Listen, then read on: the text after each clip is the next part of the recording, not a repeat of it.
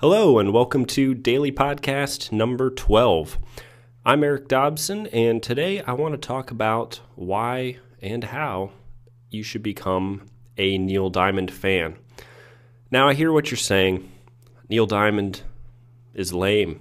He's old. His fans are old. And he wears sequin shirts.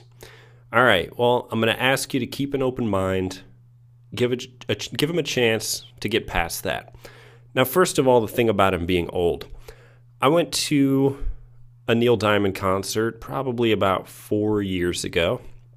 And I'll preface this by saying the first concert I ever went to was the Foo Fighters and the Red Hot Chili Peppers. So I'm no, soft music fan across the board. But I will say, in all the concerts I've seen, the single greatest concert, that's going to be a toss-up between Bruce Springsteen, who I'm no huge fan of, and Neil Diamond. Just hell of a live show.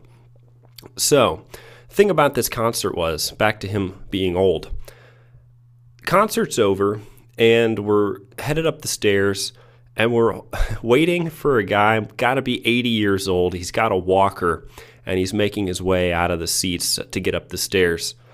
So we're all waiting on him, and this younger couple, probably mid-20s, sees him, and they're like, "Oh, we missed the first song. What did he open with?"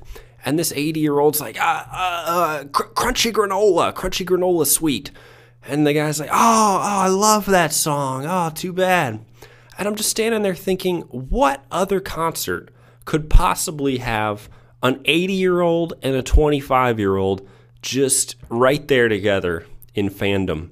So yeah, he's a pretty old guy. He's got some pretty old fans, but I'm telling you, there were a lot of people in their 20s at this concert, and I've talked to some other people, same ages, that it's like, just straight up the guy rocks, and he's got it.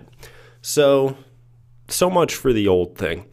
He does wear sequin shirts, but I've also read that the reason he does that is because, well, he's playing to arenas with 30,000 people in them, who most of which are sitting very, very far away, and he wears the sequin shirts so that they can see him on stage and where he's at and not blend in with the whole other production. And it is a huge production.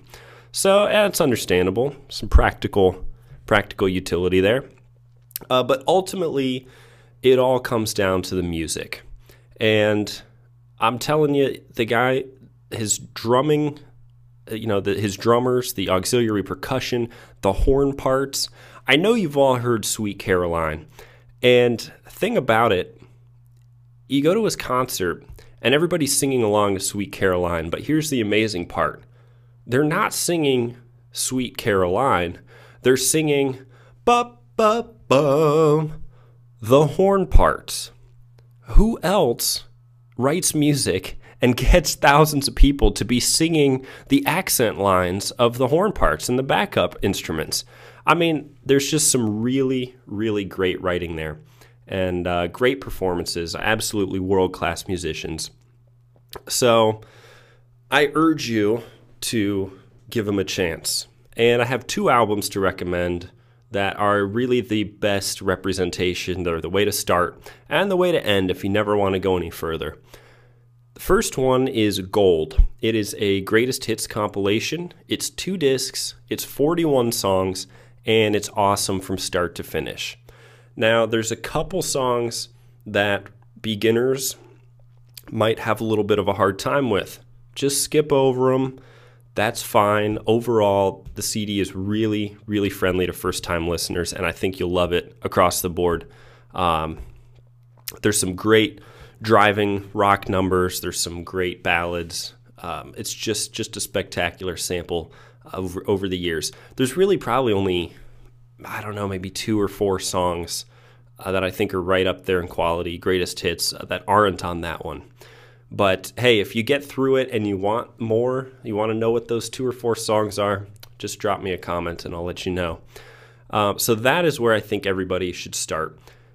Secondly, as a follow-up, I would get his second to last album currently, which is 12 songs. And this album, he hadn't recorded anything in a while, and he comes out with this. It's produced by Rick Rubin, who many, I suppose, might not know him by name, but he is a world-class producer. He's really known for working with a lot of young, very, very popular acts. But he produces across all styles. Everything he touches is just amazing.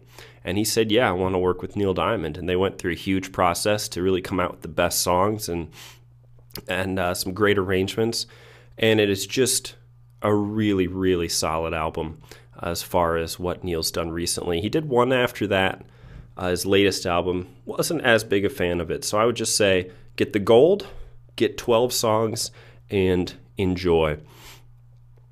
So yeah, that is my plea to you all, to give Neil a chance. Get these 2 albums, and you won't regret it. So that is Daily Podcast number 12, my tribute to Neil Diamond. And I thank you all for listening. I'll see you soon.